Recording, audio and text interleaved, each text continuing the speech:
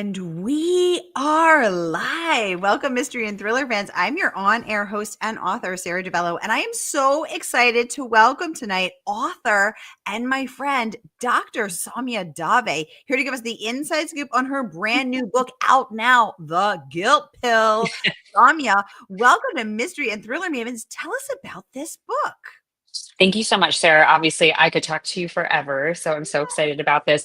The Guilt Pill is about Maya Patel. She's a CEO, she's a founder, she's a new mom, she's very tired, and she's very overwhelmed with all the different hats that she's wearing. So when the book starts, she's just trying to manage everything, feeling like she's going underwater all the time. And then she meets her role model in the tech space, a woman named Liz Anderson, who's brilliant. She's a pharmacologist by training. And Liz tells her, I have something that I think can help you. It's a pill that gets rid of guilt in women. You can't tell anybody about it. It's off market. And at first, Maya, she's an eldest daughter, rule follower, people pleaser, all the things. She says, I absolutely cannot do something like that. And then she caves and she starts taking this pill and is able to turn off her guilt for 4 to 6 hours at a time. And she starts to really, really like it and goes on a journey that's wilder than her imagination. Oh my gosh. Well, it gets pretty wild. I can say that. Well, I am so excited to talk to you about this, to hear all about how you got this crazy idea for this book, all of the things, and share your inside writing process with all of our mystery and thriller mavens. So first, I just want to welcome everybody because we are broadcasting live to 8 different destinations across Facebook, Wow. and YouTube and Instagram. So welcome, mystery and thriller loving friends. No matter where you're watching from, you're in the right place. This is the right time. It is Mystery Monday. And because Mondays can be murder, we're going to make your Monday a little less painful and get your week off to a killer start. So if you've been here before, you know the drill. And if you're new, welcome, friends. Here's the drill. Every Monday, I give you my handpicked featured author, and you get to ask them anything. So ask Saumya about this book, her writing practice. She is also a real life psychiatrist with her own practice in New York City. Ask her how she balances that, how she writes that on the page.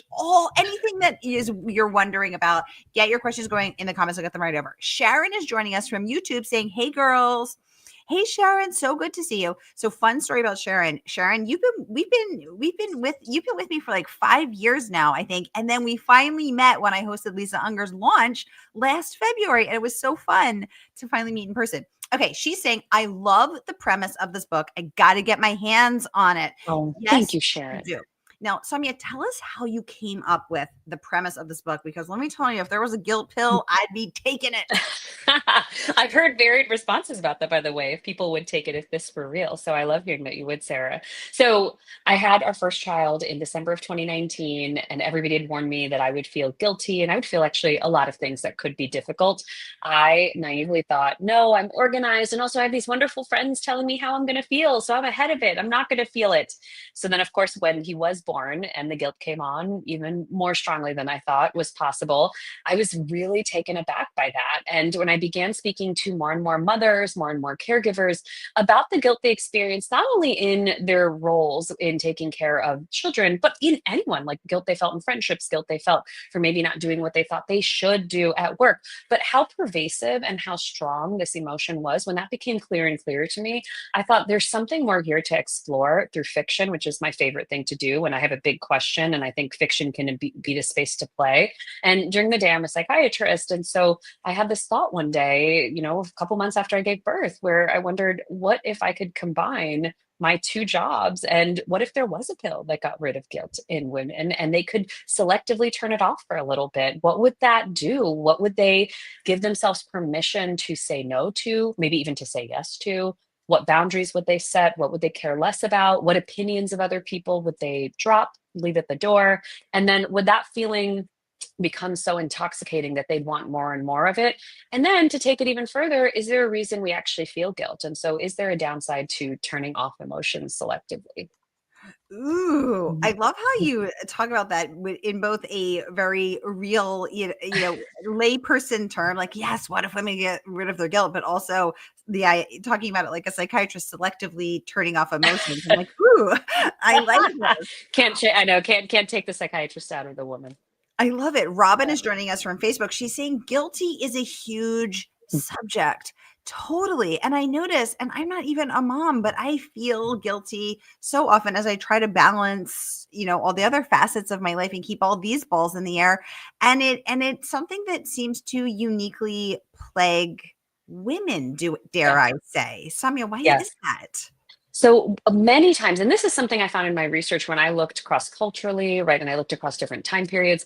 Women in many parts of the world, if not everywhere, I can't say that officially because I didn't look in every single part of the world. But what I will say is that when I've spoken to many, many different women from different backgrounds, many of them have been primed to be caretakers and caregivers from a very young age. Many of them have also been primed to be aware of how they come off to other people. And what I mean by that is that a lot of them have been told messages, either explicitly or implicitly, to make sure that they are likable, that they are not too much of anything that could be seen as negative. So don't be too ambitious, don't be too outspoken, don't be too bold, be just enough of some of those things. And so there's this constant calibration that's happening. There's maybe even a little bit of a constant performance and putting aside someone's own needs in order to serve the world, whether it's in how they're presenting themselves or what they're literally doing for other people. And I think guilt inherently comes from a sense of accountability. Again, not always a bad thing, but I think all of those things are tied together when I hear about them in girls and in women.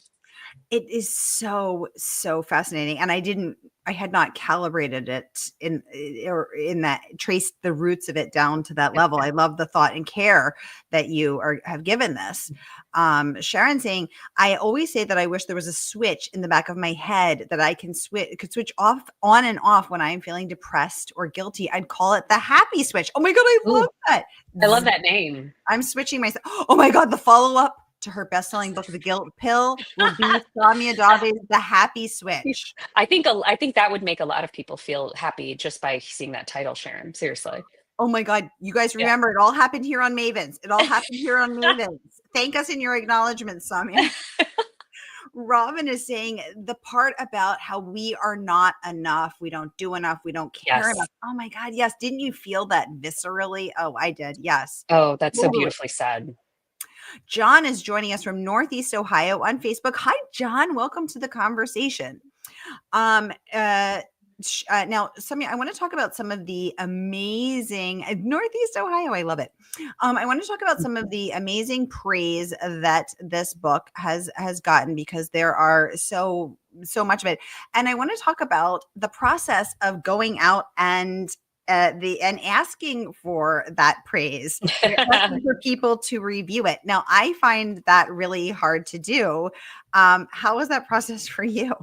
It is such a vulnerable thing, and I think it's often uncomfortable. And hello, What? Sarah. You and I were just talking about how we're eldest daughters. We're primed to always think about what the other person's going through.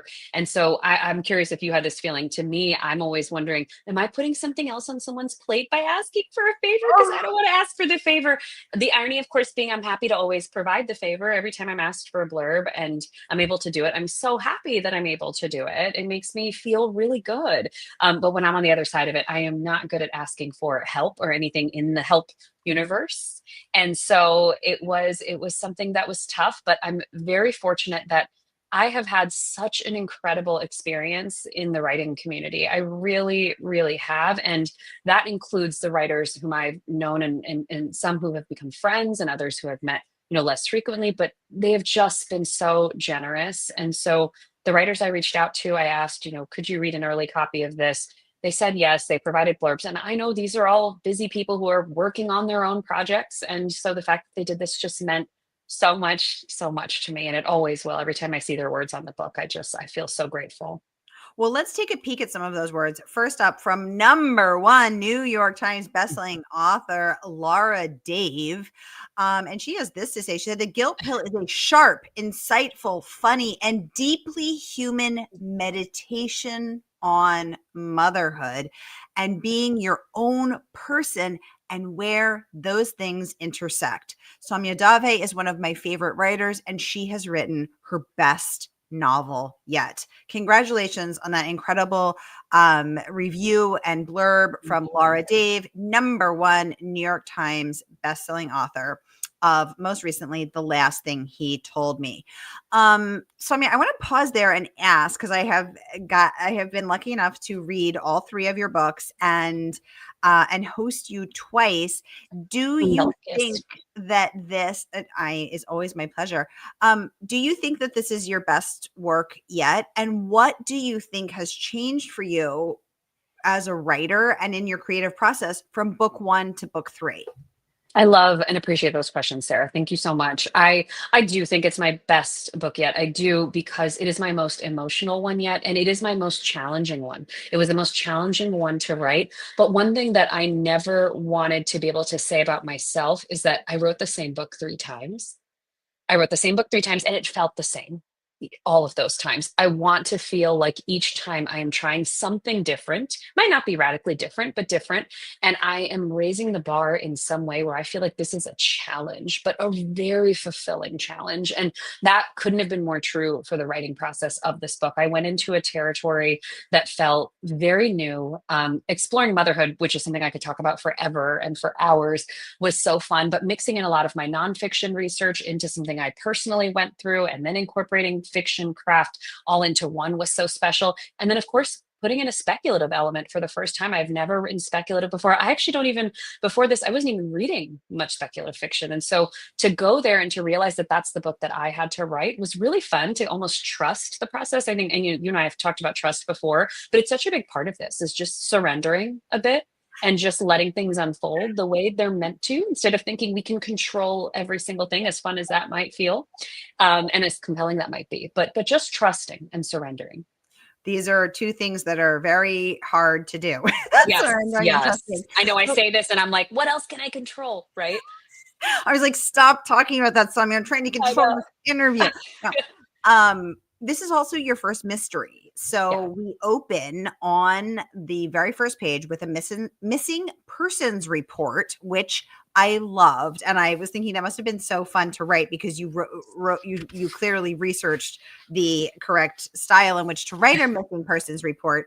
But we see NBC New York, breaking news: CEO of tech startup gone missing. And so we know from page one that our protagonist has gone missing, that we have a missing persons case on our hands.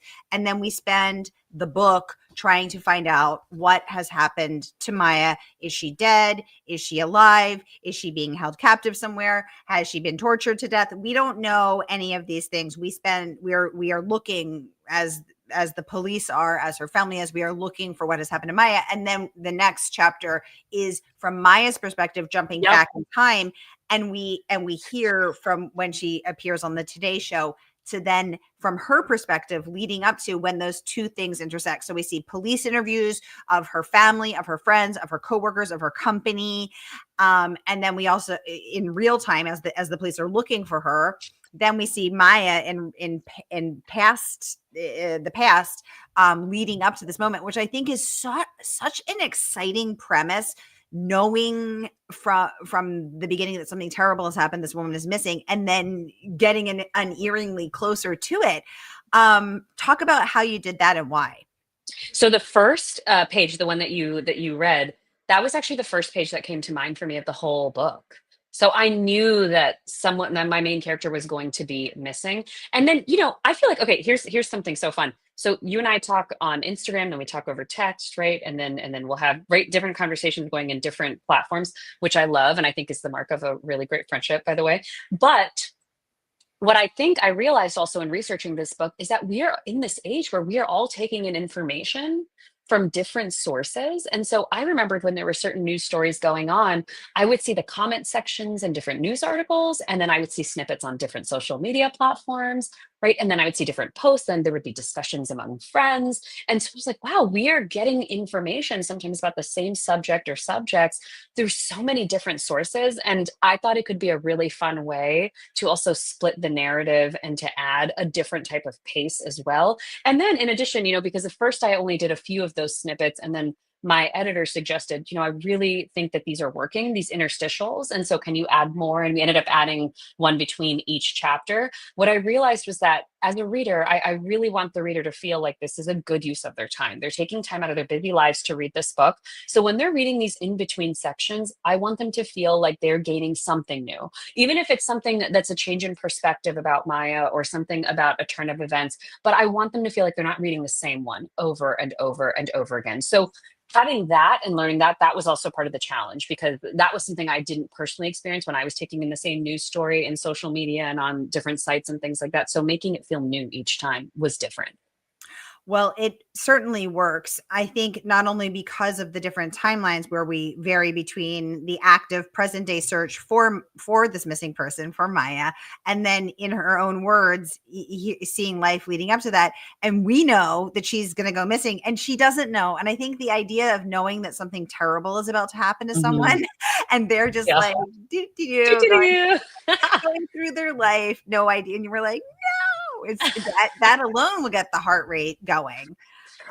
Renee is joining us from Southwest Florida. Hi, Renee. So good to have you here. I also love the interstitials. I love the snippets of the police questioning her family, questioning her parents, her brother, her coworkers, her husband, everybody, and then also reading the articles in the news and the comment section. Oh my God, Saumya, the comment section. I live for the comment section. Were they so fun to write? They are so fun, and I have always read the comment sections, I it's so did funny, I not. didn't know till I was older, yeah, that there are many people who don't look at the comments. They are very disciplined people, they have some self-control that I don't have, but Yeah. I always look at the comments, and I think it gives me this different perspective of what people are taking away. We all read the same piece, but then I will see so many different opinions about that, whether it's about a person or a subject matter particular, and so for Maya, it was really important for me because I needed us to know that we didn't know her as well as we thought we did, and also the way she wanted us to think we did. Her social media platform is very in depth and very detailed and depicts a lot of her life. It still doesn't tell us everything. And one of my favorite things about mystery that I read or watch is that unknown. Is that unknown still being there?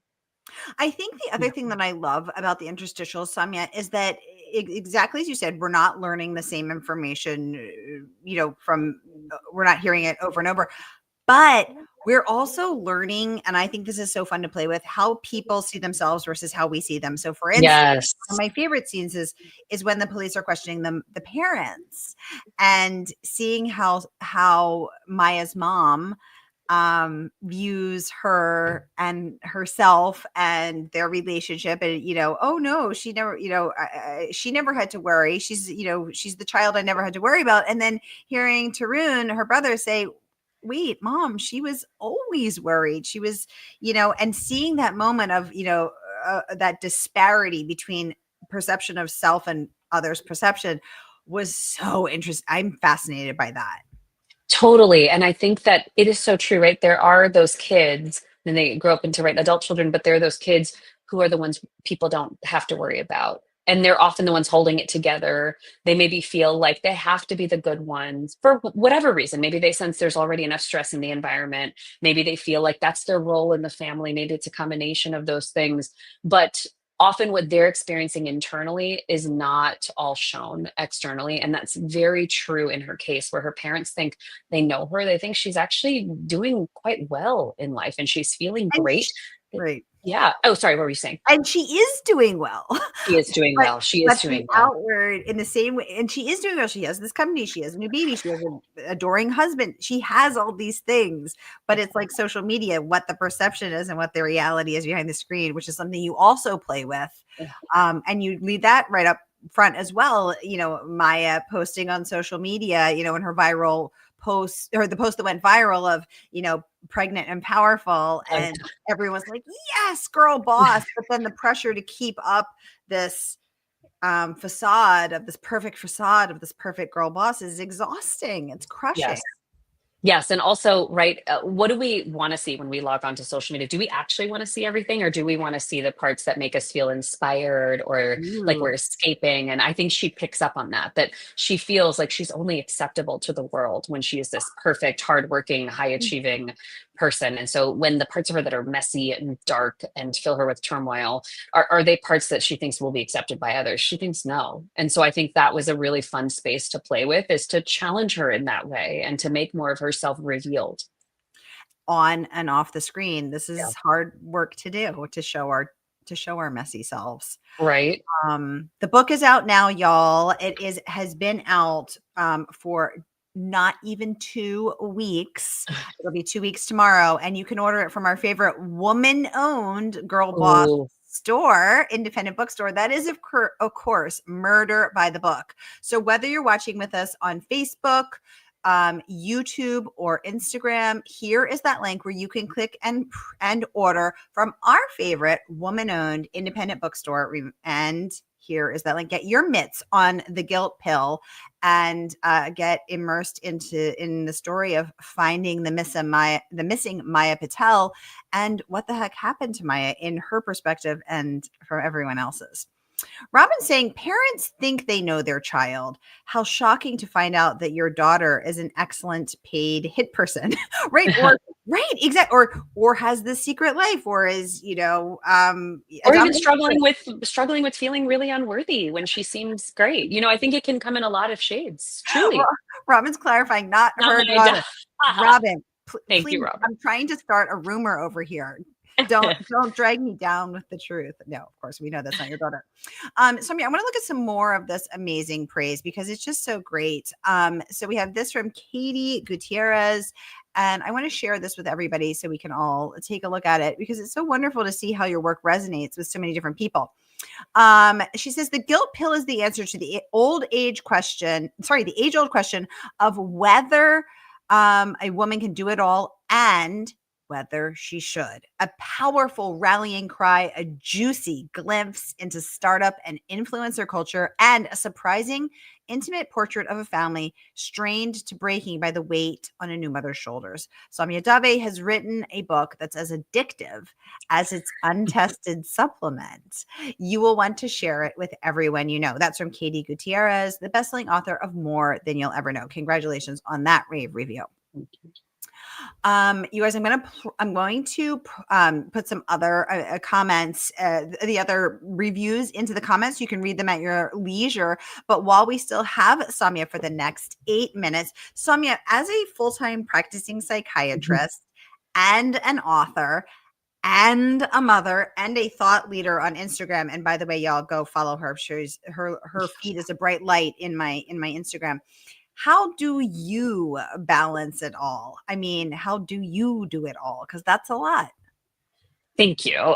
So I will say, I don't know if I balance it. I really don't. I don't know if I balance it. I think that I used to think that there would be this perfect set of proportional time frames given to each of these things. And what I've learned is that different seasons demand different versions of us and help us create different versions of us. And that's okay. And I even feel that way about boundaries. We might actually have to have different boundaries for different seasons. We might have to have different parameters around our own energy and our time in different seasons. And so right now, I have a lot of privileges that help me do what I do. I have full-time childcare. I have a husband who truly believes and acts and walks the walk, talks the talk, that both of our jobs and our work, our paid work and our unpaid work, are equally important. And so we split all the responsibilities of our home and our childcare and all of those things.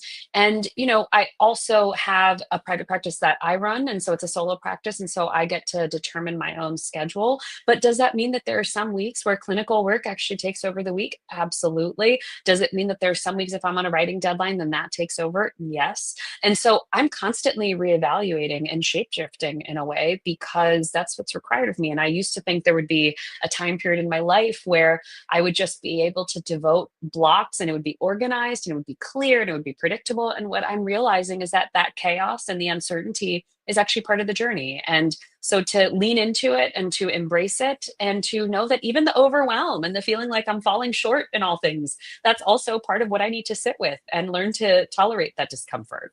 Ooh, tolerating discomfort. Oh my gosh. I know. Everybody's like, she sounds so fun.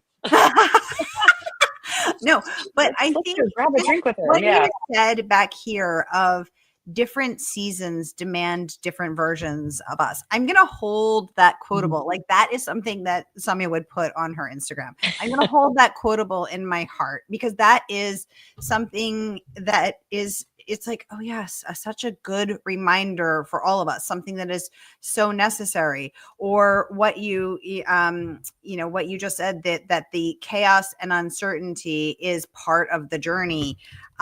Yes, that's the kind of stuff that you share and on your Instagram. And I'm like, oh my God, yes. It's just such a reassuring reminder of like, okay, yes, it's a reminder of our shared experience and our shared humanity, and just sort of the reminder that I needed. Renee wants to know, but do you get enough sleep? That is a very compassionate question. Thank you. Right now, I do not. I have a 10-month-old baby. And so I do not. And the kids are both our kids wake up early. And I'm a night owl, as Sarah knows. I love staying up late. And so I'm at my most fun and invigorated late at night. And then being a parent means that, though, I'm up early. So I'm working on that. That's going to be my next season, is going to be a sleep season. So I'll keep everyone posted because I do love my sleep. And I think it is very, very important. Oh my God. I love hearing that your next season will be a sleep season. Saumya will be in I'm going hibernation. to just be hibernating. So you can't find me. That's what that means. Exactly. She'll be hibernating and she'll come out in her next spring. Robin is saying we often don't know that we Yes. have a boundary until someone crosses it. Ooh, well said, Robin. Ooh, so true. One of my favorite reminders about boundaries reminds me of what you just said, Robin, is that a lot of times the people who get upset when we set boundaries are the ones who benefited from us not having any. Ooh. So they can really be quite revealing, right? When they're crossed and we see what they are, or when we realize what the terms of a relationship were. So 100%. And Saumya talks a lot about boundaries on her Instagram, which I really love because they're hard. They're They're really so hard. so They're hard so and they're so hard. tricky. I wanted to talk about Stephanie Robles' review as well, because Stephanie was on So for nice. her last book, The Hitchcock Yay. Hotel.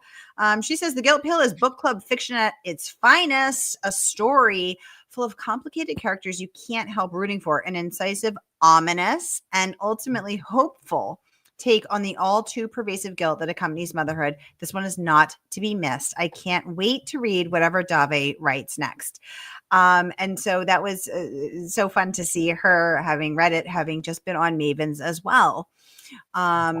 Yay. And I'm going to drop some rest of that. Now, we had some people submit questions in advance who are going to be watching the replay. Some people let us know they're putting their kids to bed right now. So they're going to be catching the replay. And I thought, how on brand for this book.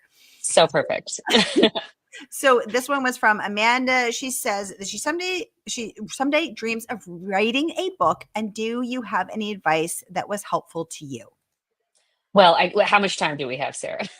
Just so This is yes. the beginning of the 3-hour masterclass. I know, right? I know, right? Should we all sit together and just talk about this forever? Because I would love that. So, a few things. Okay, one would be let it take the time it takes. It's okay if you don't write every day or write every week or write on a schedule. Again, different seasons require different versions of us. That might mean in the current season some of us are in, we write when we can and we squeeze it in when we can. I did that for 8 years and wrote a book that way. So, it's okay. The little things do add up. Also, everything is practice. So, if you write drafts that you're not proud of, it's okay. It still gets you to where you are meant to go, whether it's in that manuscript or the next one. Find a community. Writing is very solitary. And so having people that you can connect with and who understand you and you support each other, so powerful. And then read books and study them like a writer. And by that, I mean, pick apart what makes you turn the page, what makes you stop, what bores you, what inspires you, but really study some of your favorite books and learn from them. I think they're the greatest teachers. I'll stop there because I could keep going. But I love this and I totally agree. And I always, as a reader, I'm reading and I'm thinking, what is keeping me reading? What have you found that keeps you reading?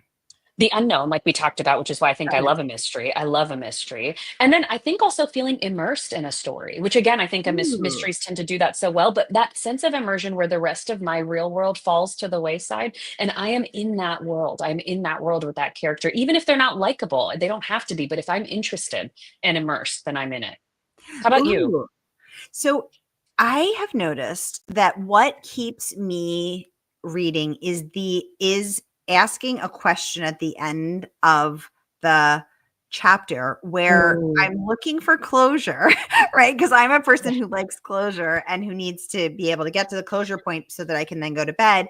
And if it ends on a cliffhanger or there's a question raised, I'm like, darn it, now I have to read the next You have to chapter answer the because question. I have to know, maybe that question is what's going to happen, or, how did this person get here? Or it keeps me reading. Love Renee, I that. think the thing that you said about the little things adding up is important for everyone to know. Exactly. Yes. Exactly. Oh my goodness. You guys, we could talk all night, but we are out of time. So I want to remind you that this book is out now and you can order it from our favorite woman-owned independent bookstore. That is, of course, Murder by the Book. So let's support woman-owned bookstores, books about women, books by women. This is a triple whammy. And guess what? Mother's Day is coming up. So for the mother in your life, whether you're a dog mom, cat mom, plant mom, people mom, whatever you are nourishing, here is a book to nourish you.